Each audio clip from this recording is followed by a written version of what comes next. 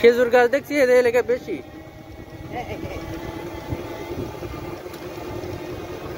একটু খেজুর গাছ, যশোর জেলায় খেজুর গাছ অসাধারণ।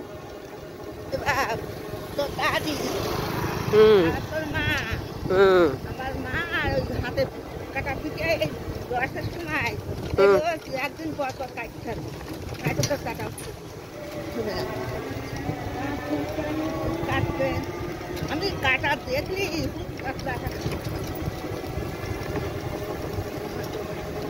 বাপ বলিস না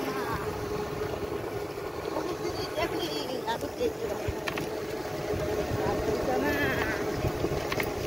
এই জলগুলির জন্যই জানটা সরতে থাকে। আমি তো